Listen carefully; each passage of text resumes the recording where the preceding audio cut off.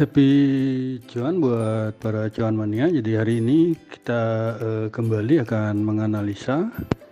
3 buah emiten yang dimiliki oleh Barito Pacific, itu yang nomor 1 yang pertama akan kita bahas. Kemudian yang kedua adalah Cikarang Listrindo, dan yang ketiga adalah Wijaya Karya Beton. Jadi kenapa baru kemarin kita membahas Wika, kemudian hari ini kita kembali membahas Wijaya Karya Beton, anak perusahaan dari Wika, karena di salah satu komen dari para cuan mania ada yang menanyakan apakah beton bisa tidak balik ke harga book value-nya. Jadi akan kita bahas nanti. Jadi kita mulai saja untuk emiten yang pertama yang akan kita bahas, yaitu BRPT, itu kode sahamnya yang dimiliki oleh Barito Pacific, dimana kalau kita perhatikan BRPT itu hari Jumat kemarin itu tampak dibuka di harga Rp930. Itu dengan rentang harganya adalah Rp925 sampai dengan Rp950 dan ditutup di harga Rp945 atau mengalami penguatan sebesar 20 poin atau 2,16%.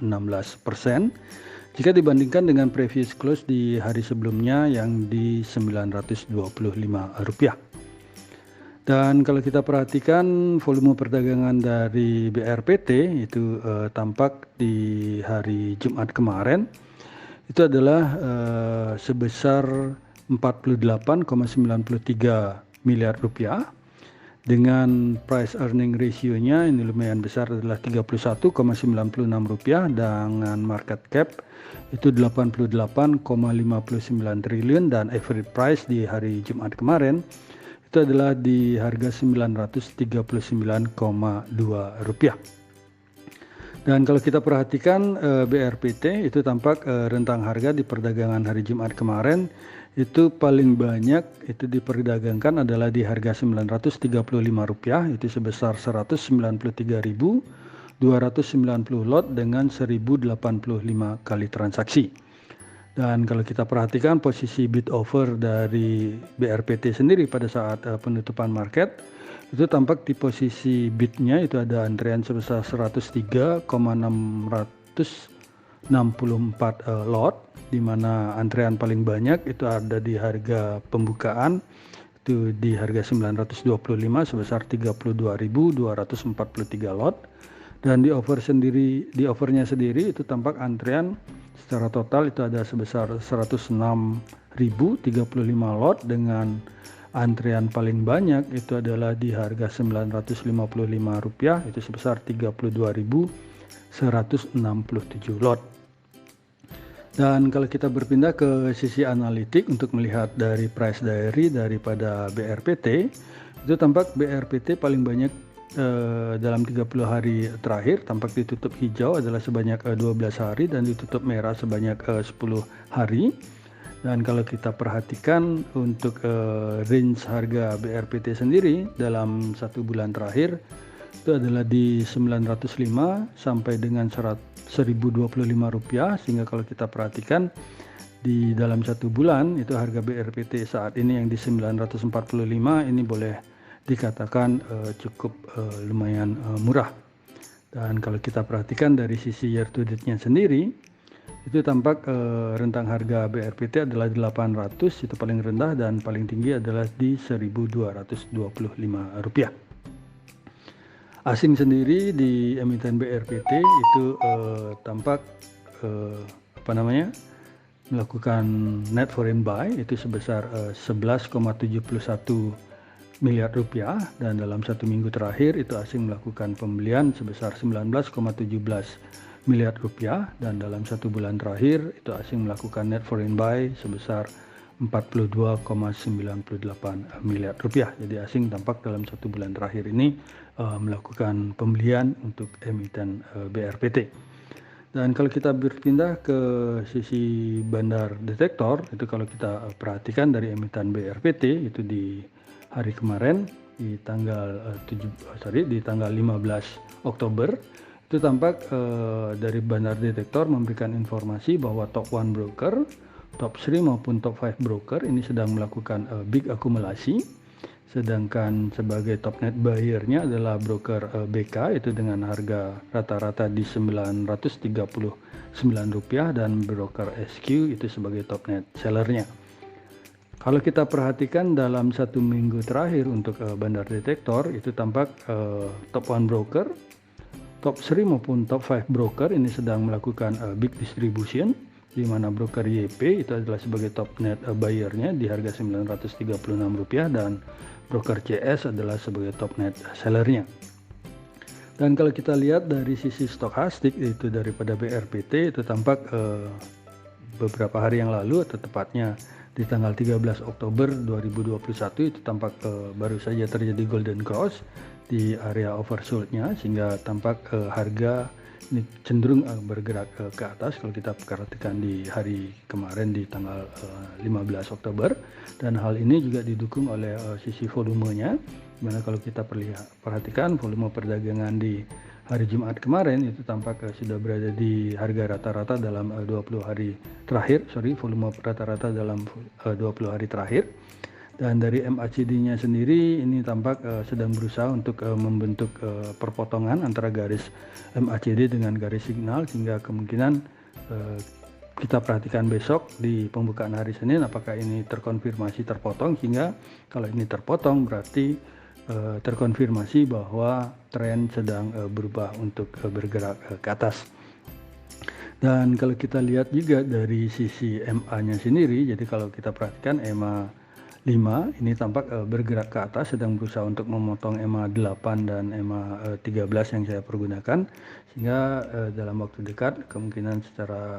short term itu kemungkinan harga akan bergerak ke atas. Akan tetapi kalau kita perhatikan dari sisi EMA 200 itu di tanggal 5 Oktober 2021 itu tampak terpotong oleh EMA 20 maupun 50, sehingga kalau kita lihat dalam jangka panjangnya ini tren masih bergerak ke atas. Akan tetapi siapa yang tahu bahwa kalau ini bergerak ke atas, EMA 5 dan 8 maupun 13 berhasil memotong ke atas, maka kemungkinan tren akan bergerak ke atas. Sehingga bagi kami untuk BRPT ini saat ini, bagi kami BRPT ini memiliki support pertama itu adalah di harga Rp930 dan support keduanya ada di Rp885 dan resisten pertama itu ada di harga Rp990 dan resisten kedua ada di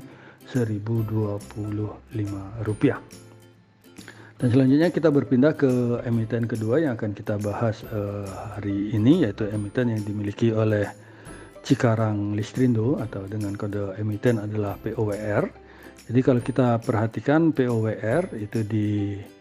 hari Jumat kemarin itu tampak dibuka di harga Rp645 dengan rentang harganya adalah Rp640 sampai dengan Rp650 dan ditutup ke harga pembukaan yang di Rp645. Dan POWR sendiri itu tampak memiliki volume perdagangan di hari Jumat kemarin adalah sebesar Rp3,46 miliar dengan market cap-nya adalah 10,38 triliun dengan price earning ratio yang masih di bawah 10 kali itu di 8,88 kali. Average price dari POWR sendiri di hari Jumat kemarin adalah di harga Rp643,79. Kalau kita perhatikan POWR itu di perdagangan kemarin di hari Jumat itu tampak paling banyak diperdagangkan, rentang harganya cukup pendek yaitu di harga 645, ini paling banyak diperdagangkan itu sebesar 39.653 lot dengan 576 kali transaksi. Dan dari bid offernya sendiri kalau kita perhatikan tampak antrean yang terjadi pada saat penutupan itu adalah di bidnya adalah sebesar 36.519 lot dan di offernya ada sebesar 32.207 lot, dan di bidnya sendiri itu pada saat penutupan paling banyak di antreannya itu terjadi di harga 635 sebesar 11.544 lot dan di offernya itu paling banyak antrean terjadi di harga Rp660 sebesar 7.791 lot. Dan ini pun tidak menjamin pada saat pembukaan apakah akan seperti ini, sehingga cuan mania perlu perhatikan kembali lagi di saat 30 menit pembukaan itu posisi bid offernya seperti apa, sehingga cuan mania bisa menentukan tindakan apa yang harus cuan mania lakukan. Dari sisi analitiknya sendiri untuk melihat price diary-nya itu tampak POWR ini ditutup hijau dalam 30 hari terakhir itu sebanyak 7 hari dan ditutup merah sebanyak 6 hari, di mana rentang harga POWR sendiri itu dalam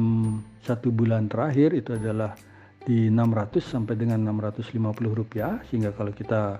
bandingkan dengan harga POWR sekarang yang di 645 rupiah, maka boleh dikatakan POWR ini sudah cukup lumayan mahal. Akan tetapi kalau kita perhatikan dari sisi year to date maupun dari sisi 6 bulannya itu tampak rentang harga POWR dari bulan Januari awal tahun ini sampai dengan hari ini itu tampak rentang harganya paling rendah ada di 600 rupiah dan paling tinggi ada di 860 rupiah, sehingga boleh dikatakan POWR untuk rentang year to date ini masih cukup lumayan murah. Asing sendiri itu tampak melakukan net foreign buy itu sebesar 500 juta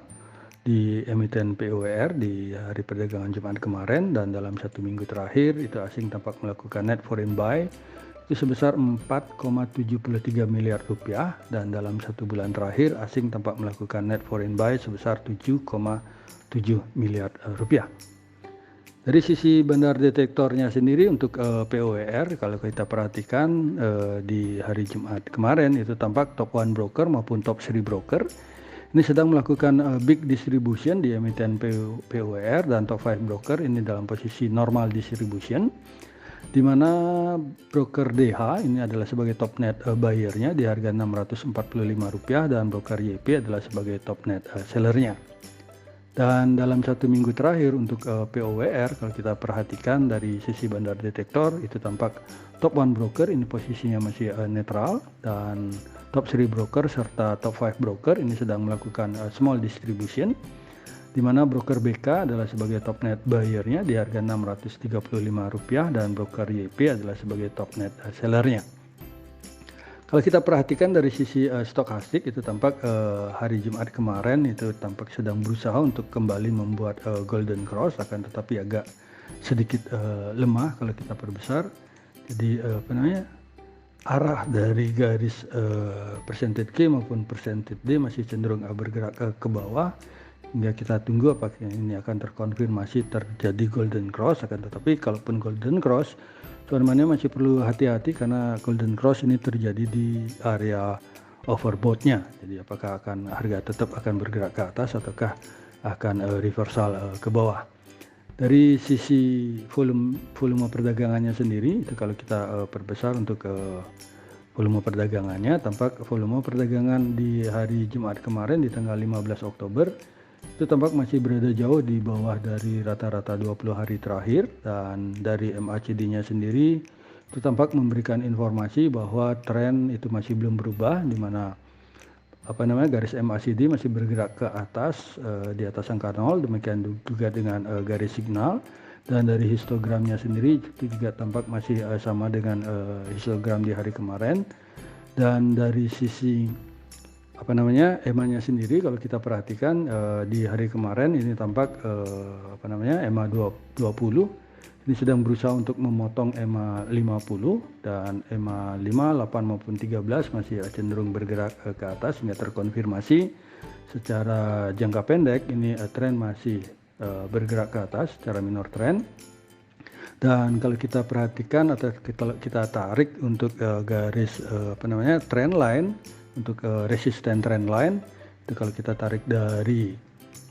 di tanggal 15 Februari itu kalau kita hubungkan dengan di tanggal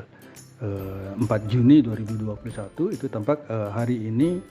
itu harga itu baru menyentuh dari resisten trend line, sehingga kalaupun ini berhasil ditembus keesokan hari maka akan terkonfirmasi bahwa tren sedang menguat untuk terjadinya bullish. Dan kalau kita ambil dari sisi pendeknya sendiri, kalau kita lihat dari tanggal 28 September sampai dengan hari ini, jadi kalau ditarik garis hijau itu tampak dari tren ini masih bullish dan sedang berusaha menguji resisten terdekatnya, sehingga bagi kami untuk POWR ini memiliki support pertama itu di harga Rp635 dan support keduanya di Rp615, sedangkan resisten pertama itu ada di harga Rp665 dan resisten kedua ada di harga Rp675. Dan selanjutnya ke emiten terakhir yang akan kita bahas hari ini adalah emiten dari anak perusahaan dari Wika, yaitu Weton, Wijaya Karya Beton. Jadi kenapa kita bahas Wijaya Karya Beton hari ini? Karena kalau kita perhatikan cuan mania di kita ada nitip pesen, itu ada pertanyaan dari Kakak Ong Menglin, itu bertanya, maaf Weton apakah bisa balik ke book value-nya yang di Rp382? Jadi kalau boleh kami jawab, siapa yang tahu, itu hanya Tuhan dan Bandar saja yang tahu, tapi akan kita coba untuk membahasnya secara teknikal di sini. Jadi kalau kita perhatikan Wijaya Karya Beton itu di tanggal 15 Oktober kemarin itu dibuka di harga Rp304, itu dengan rantang harganya adalah 302 sampai dengan Rp310 dan ditutup ke harga pembukaan yang di Rp304. Jadi Weton di hari Jumat kemarin 15 Oktober itu pembukaan sama penutupan itu harganya sama. Dan kalau kita perhatikan juga volume perdagangan dari Weton itu tampak di hari Jumat kemarin itu adalah sebesar Rp7,65 miliar, di mana market cap dari Weton adalah sebesar Rp2,65 triliun dengan price earning ratio yang cukup lumayan tinggi, yaitu 34,87%, dengan average price-nya sendiri adalah di harga Rp304,8. Kalau kita perhatikan dalam 3 tahun terakhir dari harga Weton itu tampak, kalau kita lihat grafik sudah cenderung bergerak ke atas. Apakah akan berhasil kembali ke 382, kita akan bahas di selanjutnya. Dan kalau kita perhatikan sendiri Weton di 15 Oktober kemarin itu paling banyak diperdagangkan adalah di harga Rp304, itu sebesar 144.702 lot dengan 1065 kali transaksi. Dari sisi bid overnya sendiri pada saat penutupan pasar itu tampak volume overnya itu lebih banyak dari volume bidnya, itu sebesar hampir 30.000 lotan, dan paling banyak itu antrean di Weton sendiri itu di bidnya itu adalah di harga Rp300, itu sebesar 22.780 lot, dan di overnya sendiri itu paling banyak atau tampak ditembokin itu sebesar 35.381 lot di harga Rp310. Dari sisi analitiknya sendiri atau dari price diary itu tampak Weton ini ditutup hijau sebanyak 12 hari dalam 30 hari terakhir dan ditutup merah sebanyak 6 hari. Dan dari sisi dari sisi rentang harganya sendiri kalau diperhatikan dalam 1 bulan terakhir WTON itu tampak sudah cukup mahal, di mana dalam 1 bulan itu harga harga terendahnya ada di Rp240 dan tertingginya di Rp310, sehingga kalau kita perhatikan harga Weton sekarang, maka boleh dikatakan dalam 1 bulan terakhir Weton ini sudah cukup lumayan mahal. Kan tetapi kalau kita perhatikan secara year to date maupun dalam 1 year, jadi Oktober ke Oktober maupun dari Januari ke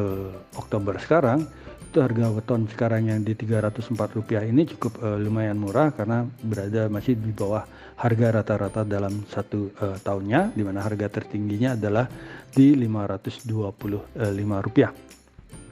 Asing sendiri di hari Jumat kemarin 15 Oktober itu tampak melakukan net foreign sale itu sebesar Rp698 juta, dan dalam 1 minggu terakhir itu asing juga tampak mengguyur itu net foreign sale sebesar Rp774 juta, dan dalam 1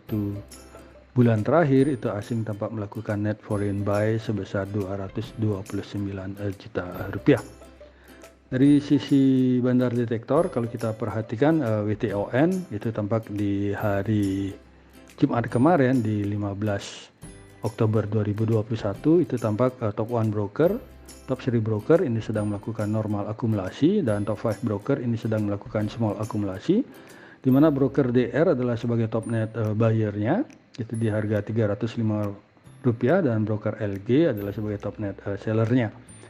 Dan dalam satu minggu terakhir itu kalau kita perhatikan untuk WTON itu tampak terjadi big akumulasi itu yang dilakukan oleh top 1 broker, top 3 maupun top 5 broker, di mana kembali broker DR adalah sebagai top net buyer-nya di harga Rp300 dan broker NI sebagai top net seller-nya. Dari sisi stokastiknya sendiri ini tampak percentage K dan percentage D ini sudah berada di area overbought sehingga kemungkinan akan terjadi koreksi, dan kalau kita perhatikan juga dari percentage K ini tampak sedang berusaha untuk membuat dead cross di sini kalau terjadi perpotongan ke bawah, dan dari volume perdagangannya sendiri untuk WTON itu tampak di hari Jumat kemarin itu berada di bawah harga rata-rata dalam volume rata-rata dalam 20 hari terakhir, sedangkan MACD-nya ini masih bergerak ke atas. Jadi garis MACD masih berada di garis signal, akan tetapi jaraknya masih konstan dari tanggal 1 Oktober 2021. Akan tetapi kalau kita lihat dari histogramnya sendiri, ini masih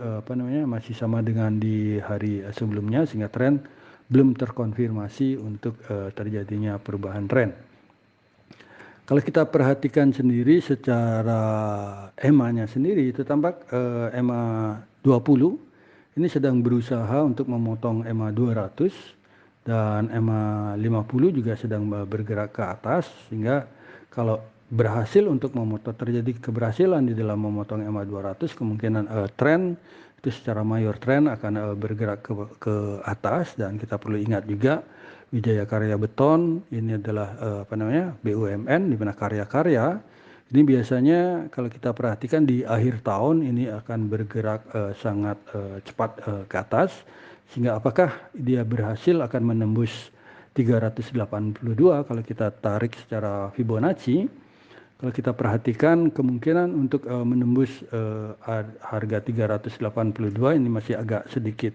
perlu perjuangan. Karena kalau kita lihat sendiri sekarang saat ini harga